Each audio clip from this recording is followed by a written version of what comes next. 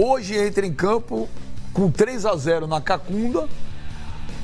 E aí, seu Fábio Sormani? Veja, é o seguinte, o Santos deveria ter sido mais cuidadoso, tá? Eu conversei com alguns, não foi só com alguns dirigentes de clubes perguntando dessa situação. E a resposta foi a mesma deles. O que eu faço? Eles me disseram. Eu pego a relação dos meus 28 jogadores, mando para a federação minha local, a minha federação manda para a CBF e a CBF manda para a Conmebol, perguntando se esses jogadores estão aptos, se existe alguma penalidade contra eles. Ao mesmo tempo, nós fazemos o quê? O e-mail da nossa instituição, do clube que eles representam, também para a Conmebol, perguntando, olha, estamos relacionando esses 28 jogadores. Existe alguma pendência contra eles? E aguardo a resposta da Conmebol. Aí eu perguntei para esses dirigentes, mas e o Comet? Não é confiável. Deveria ser. Então, existiu, por parte do Santos, uma falta de cuidado, vamos dizer assim, em não ter feito o que esses outros dirigentes fizeram. Agora, existe um princípio no direito, estava conversando com um advogado sobre isso, que é chamado de boa-fé. O Santos não agiu com má-fé ao colocar o Sanches em campo, porque o Santos não sabia. Ele não sabia. O Santos agiu de boa-fé. Por que ele agiu de boa-fé? Porque ele foi no único instrumento da entidade que legitima ou não um jogador para a partida, que é o tal do Comet, ele foi lá e olhou. E não havia pendência nenhuma. Aliás, acho que nós temos até a arte da situação, do status do Sanches no Comet, dizendo que ele foi suspenso no jogo entre River Plate e Huracan, se eu não estou enganado. É esse jogo que está vendo? É esse jogo aí, é River Plate e Huracan. E que ele teria um jogo para cumprir. Só que como houve aquela anistia, tudo se encerrou em abril desse ano. E o jogo foi posterior a abril. Ou seja, o jogador estava apto. Segundo o Comet. O Strongest, no ano passado, mandou um requerimento reivindicando os pontos no jogo contra o Lanús, também pela Libertadores, por conta de um jogador do Lanús, chamado Lautaro Acosta, ter jogado também numa situação parecida com essa do Sanches. A resposta da Conmebol, eu tenho esse documento, a resposta da Conmebol, qual foi? O Comet habilitava o jogador. Quer dizer, vale para o Lanús, mas não vale para o Santos? Da mesma forma, o Sormani, tem o jogador do River Plate, Zuculini, que jogou 7 partidas, da mesma forma, de forma irregular, e o River Plate não foi punido. O River Plate continua e vai jogar contra o Racing o jogo de volta. E aí a alegação da Conmebol é que nenhum clube entrou com reclamação. Quer dizer, então está provado que o cara atuou de forma irregular, 7 jogos, mas como ninguém reclamou, tá tudo certo, continua. Segue o enterro. Quer dizer, do River. Segue o enterro. Eu vejo isso como um absurdo, é uma diferença aí de tratamento. Desculpa, eu te interrompi. Não, Abel, não, perfeito. Você fez uma observação pertinente, abriu um parênteses aí que era importante. Lembrando desse caso do River Plate, que é desta competição, que é deste ano de 2018. Está jogando. Quando o jogo do Santos acabou, na Argentina, a primeira pergunta feita por um repórter argentino ao Cuca foi exatamente sobre o Sanches. Como é que os caras sabiam disso? O representante da Conmebol entrou no vestiário do Santos. Tem imagens. Daqui a pouco nós podemos até colocar.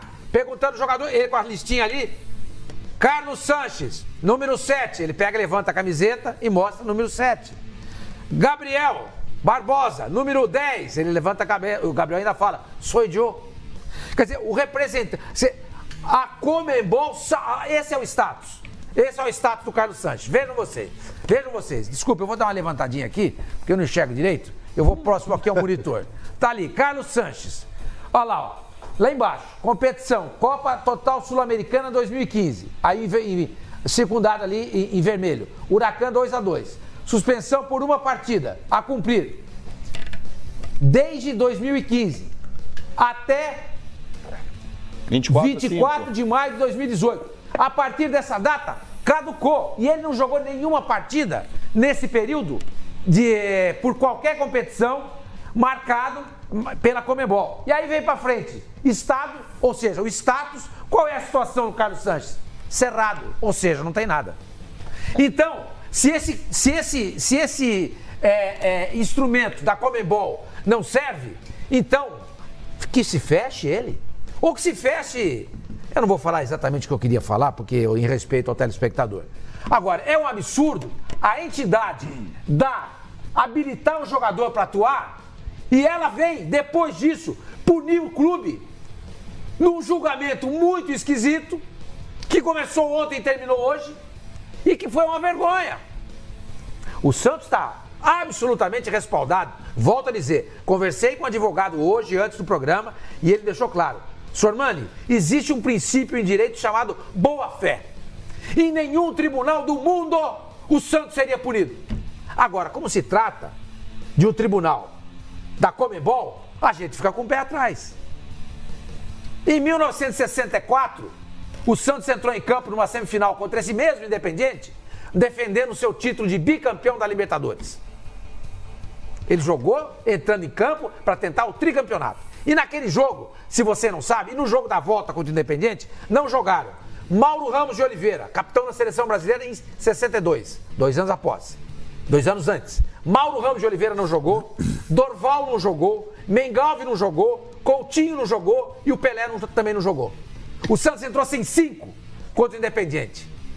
E tem um áudio que uma televisão argentina, em 2015, revelou, onde o Grondona, Julio Grondona, presidente da Associação Argentina de Futebol, e que sempre foi o homem forte do futebol da Argentina, disse ao Abel Ñeco, que era quem representava lá a Argentina na comissão de arbitragem da comissão da Conmebol, que o seguinte: precisamos para esse jogo contra o Corinthians. Vocês se lembram? Corinthians e Boca no Pacaembu. O que aconteceu naquele jogo? Foi uma vergonha o que a Marília fez. E o Grondona disse pro Ñeco: precisamos desse jogo, Boca e Corinthians, de um árbitro como eu arrumei para aquele Santos Independiente de 64. Tá falado, tá escrito. Tá escrito não, tá gravado. Não sou eu que estou acusando, ele é réu confesso. Meteram a mão no Santos em 64. No embate entre Santos e Independiente pela Libertadores. E o Santos sem 5. E sem o Pelé. Precisaram disso para eliminar o Santos em 64. Como precisaram de um árbitro que entrou em campo no Pacaembu, o Amarília, para meter a mão no Corinthians, para eliminar o Corinthians contra o Boca. Hoje foi o Santos. O ano passado foi a Chapecoense. Palmeiras também nesse contra ano, o Boca. Nesse ano que passou, que eu citei em 2012, foi o Corinthians. O Palmeiras já foi roubado dentro da Bomboneira. Até quando? Até quando isso vai acontecer? Ninguém vai fazer nada? Todo mundo vai olhar para o próprio umbigo? Não está na hora de se rebelar contra isso? Vai deixar isso acontecer? Até quando? Brasileiro, vocês não têm vergonha na cara? Brasileiro não tem vergonha na cara. E esse é mais um episódio que não tem vergonha na cara. Vai aceitar isso passivamente? Agora, vamos separar também as coisas. Sem violência nessa noite no Pacaembu. Jogando futebol. Sempre com serenidade. Buscando a vitória, comendo a grama. Mas tratando com respeito adversários e a torcida adversária também. Isso é muito importante. Isso já foi um pedido feito, inclusive, pelo Santos nas suas redes sociais. Porque qualquer coisa relativa à violência contra a torcida adversária, coisas atiradas à gramado, do estádio, não pode volto a dizer aqui, os jogadores do Santos têm que comer grama essa noite. Ganhe do Independiente, nem que seja por 1-0. Por que vai acontecer? Lá foi 0-0. 1-0 aqui, a vaga era nossa. A Conmebol nos tomou essa vaga. E mais uma vez beneficia argentino. Eu estava falando do documento do Strongest, reclamando do Lautaro Acosta. O ano passado, Strongest e Lanús. Lautaro estava no Comet. Ele tinha sido suspenso. Qual foi a resposta da Conmebol pro Strongest? O Comet habilitava Lautaro Acosta, portanto, o Lanús não perderá os pontos para o Strongest. O mesmo Comet que a Conmebol não aceita agora. O mesmo Comet que ela fecha os olhos. Uma vergonha. Uma vergonha. A gente fala aqui, o Mano fala e eu volto a dizer. Eles não gostam da gente. Por que eu não sei. Porque quando o assunto, obviamente, é futebol. Quando o assunto, obviamente, é esporte. Estou me referindo ao esporte. Existe um ótimo relacionamento entre brasileiros, argentinos, uruguaios, paraguaios, chilenos, etc. e tal, nas artes, por exemplo.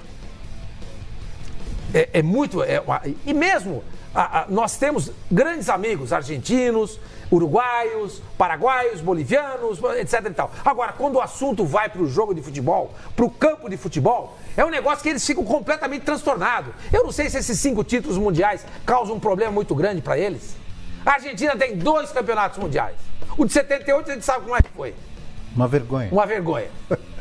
Compraram o Peru porque o Quiroga falou isso. O goleiro peruano falou isso. Em 86 precisaram no gol do Maradona com a mão para ganhar uma Copa do Mundo.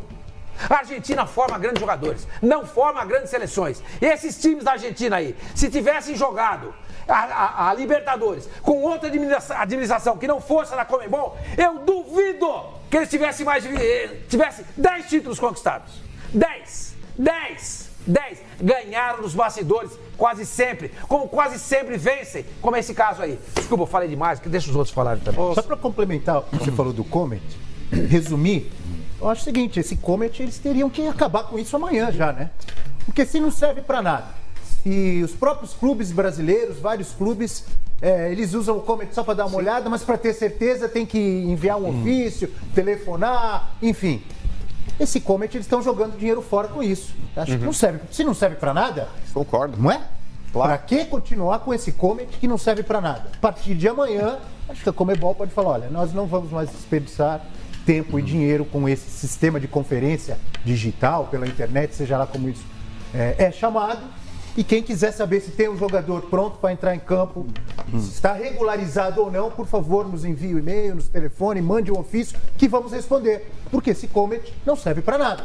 Está provado mas deveria ser implícito. Eu peço por gentileza, eu peço para a produção, por gentileza, para colocar de novo a imagem do Carlos Sanches, do Comet. Por gentileza, produção.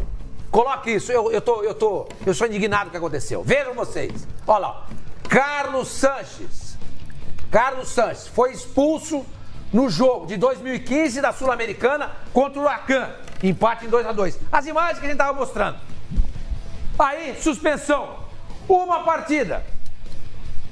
Válida essa punição desde 27/11/2015. Ele já estava no México. E se encerra em 24/5/2018. Caduca. Isso é normal? E aí qual é o estado dele? Cerrado.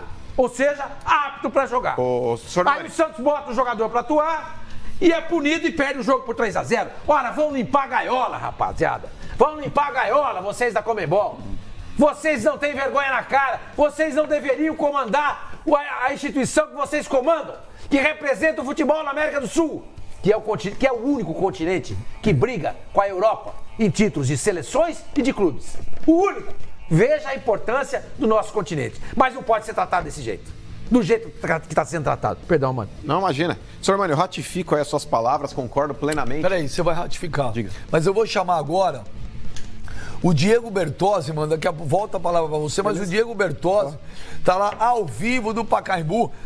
Porque hoje, 19h30, você assiste ao vivo, exclusivo aqui no Fox Sports, Santos e Independente.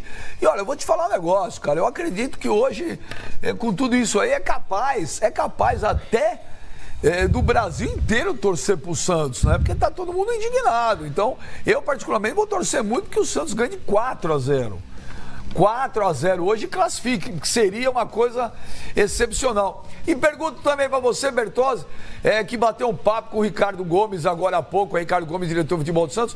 Você acha que tudo isso aí, a torcida do Santos, que hoje não tem mais ingresso para vender, a torcida do Santos comprou tudo. Você acha que a torcida vai inflamar muito mais ainda o time? Você acha que o Santos vai entrar até com uma outra postura em campo, Bertozzi? Bom dia não, boa tarde, que eu não almocei. Boa tarde para você também, Benja, amigos do Fox Sports Rádio. Olha, nós estamos há 10 minutos aqui posicionados em frente ao Pacaembu. Já passaram alguns torcedores do Santos pela gente e falaram, hoje nós vamos vencer. e com vontade, com o punho fechado de que vão se classificar. Toda essa situação inflamou muito, né? Inflou muito os torcedores do Santos, inclusive nas redes sociais o clube vem pedindo esse apoio do torcedor, 37.900 ingressos vendidos e esses torcedores esperam transformar tudo isso, pelo menos essa é a expectativa do Santos, que o Pacaembu seja transformado num caldeirão, como foi em 95. Na semifinal do Campeonato Brasileiro, o Santos havia perdido a partida de ida para o Fluminense no Rio de Janeiro por 4-1, precisava vencer por 3 gols de diferença e numa tarde inspirada do Giovani, o Santos goleou o Fluminense por 5-2 e avançou à final daquele Campeonato Brasileiro, aqui mesmo, nesse mesmo estádio, Paulo Machado de Carvalho. Então o Santos, inclusive, colocou isso nas redes sociais para trazer ao torcedor esperança e pedindo apoio. Na partida de hoje, o Santos precisa ganhar por 4 gols de diferença nos 90 minutos para garantir a classificação direta às quartas de final da Libertadores. Mais cedo, quem esteve aqui no Pacaembu foi o Ricardo Gomes, mas numa reunião de praxe. Ele veio, se reuniu com integrantes da Conmebol para a organização da partida de hoje, quando soube dessa punição imposta pela entidade que rege o futebol sul-americano. E nós encontramos com o diretor executivo de futebol do Santos no saguão do hotel onde a delegação do Peixe está hospedada para a partida contra o Independiente. E ele falou em primeira mão, com exclusividade, a nossa equipe do Fox Sports. Dá só uma olhada. E tive essa notícia, como vocês, estamos tristes, mas bem confiantes na recuperação. É verdade que é diferente, você se prepara um jogo, um 0-0 e tem uma preparação. Se você está perdendo de 3-0 é outra preparação, mas confiante, apesar da dificuldade que nós vamos encontrar, é um time bom. Então, mais confiante pela qualidade do Santos. Não só pela qualidade, até o Cuca ele promete um quarteto ofensivo aí para essa partida, mas todos os ingressos esgotados, quase 39 mil torcedores nessa partida. Você acha que o torcedor do Santos pode transformar ainda mais esse Pacaembu num caldeirão? E para o torcedor santista, claro, reviravoltas, como no próprio Pacaembu em 95 contra o Fluminense na semifinal do Brasileiro, a diferença também era de 3 gols e o Santos conseguiu. Que a preparação tática não aconteceu, mas a preparação da empolgação com certeza vai nos ajudar bastante. O apoio da torcida, e eu acho que vai ser difícil para o adversário. Tá aí. Como podemos ver, motivação não vai faltar para os jogadores e para os torcedores que prometem, como nós dissemos, transformar o Pacaembu num caldeirão. Juridicamente, o Santos emitiu uma nota repudiando tudo o que aconteceu e inclusive citou a palavra nojo na rede social ao falar dessas manobras que acontecem nos bastidores do futebol, e o Santos promete ir a todas as instâncias possíveis, inclusive no Tribunal Arbitral do Esporte na Suíça, o mesmo que permitiu a Paolo Guerreiro disputar a Copa do Mundo. O Santos promete recorrer a essa instância também para reverter essa decisão imposta pela Conmebol, amigos.